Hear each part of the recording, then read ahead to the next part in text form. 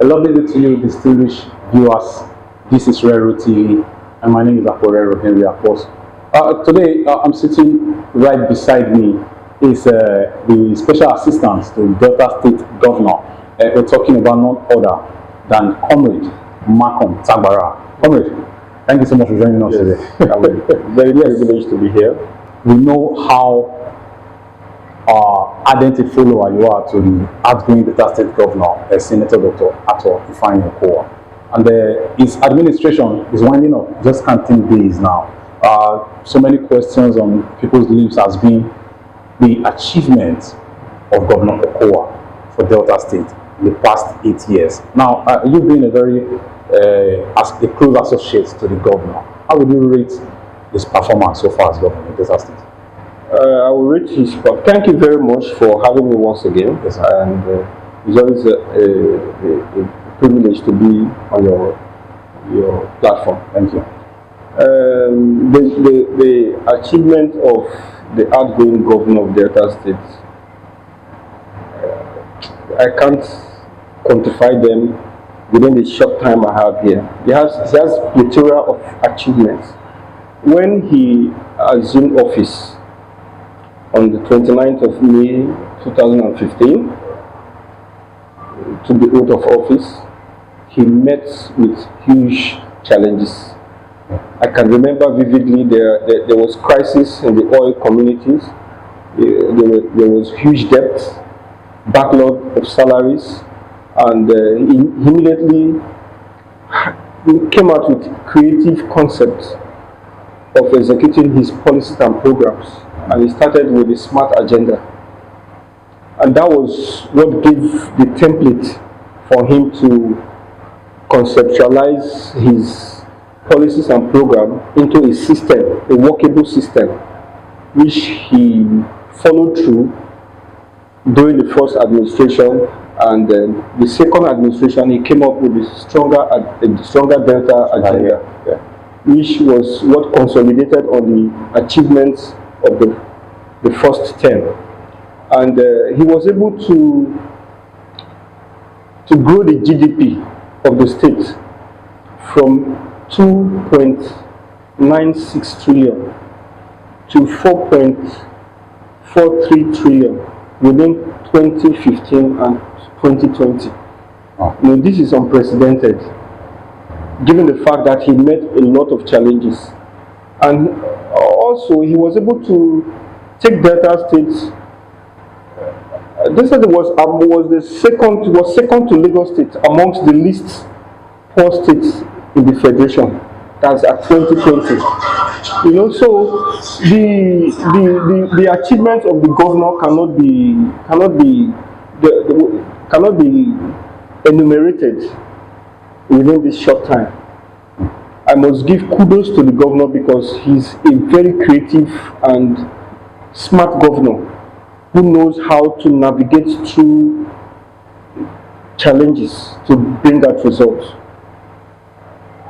Okay, you're talking about results, sir. Yeah. You may want to tell us a few of those results and projects that you've seen, because so many persons have been asking questions online that where are the projects?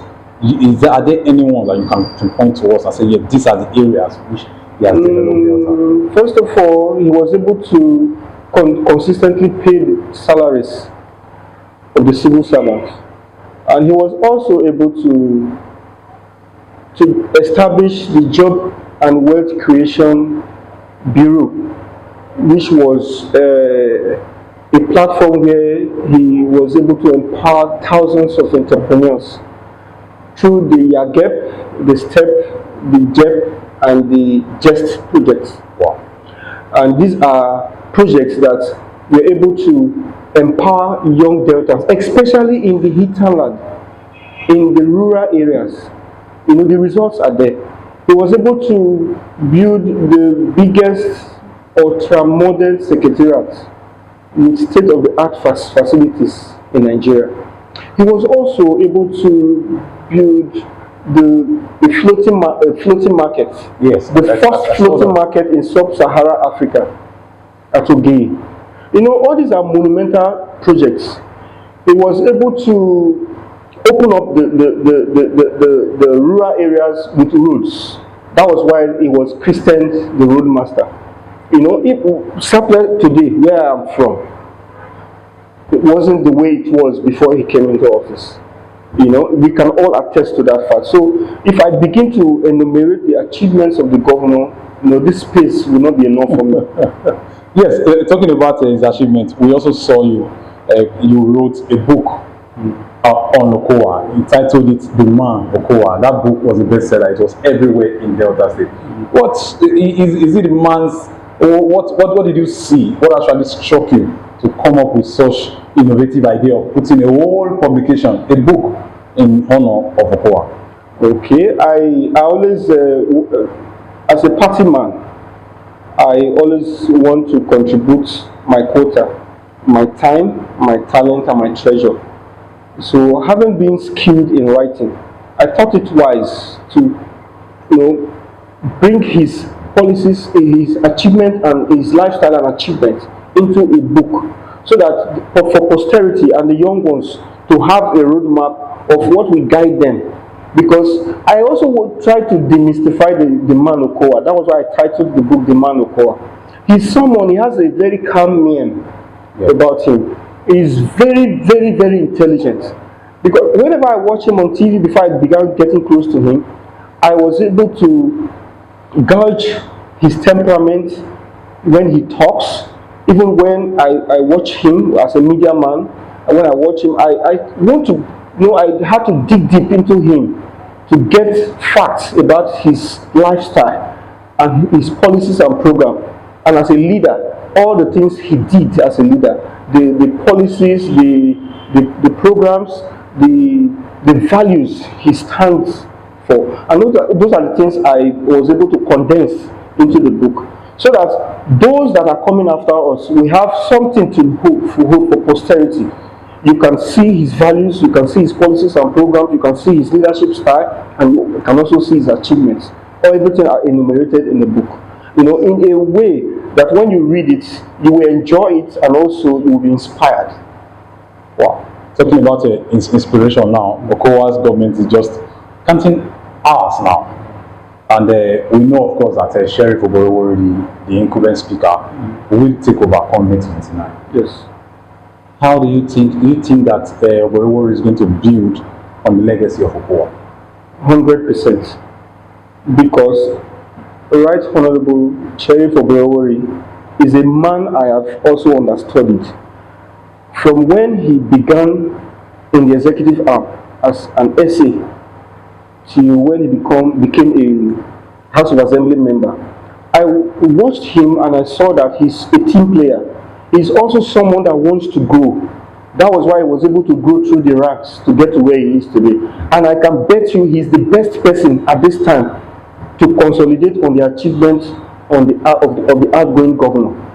So I believe, having been the longest serving speaker, yes, it is proof enough to let you know that there is something about this man.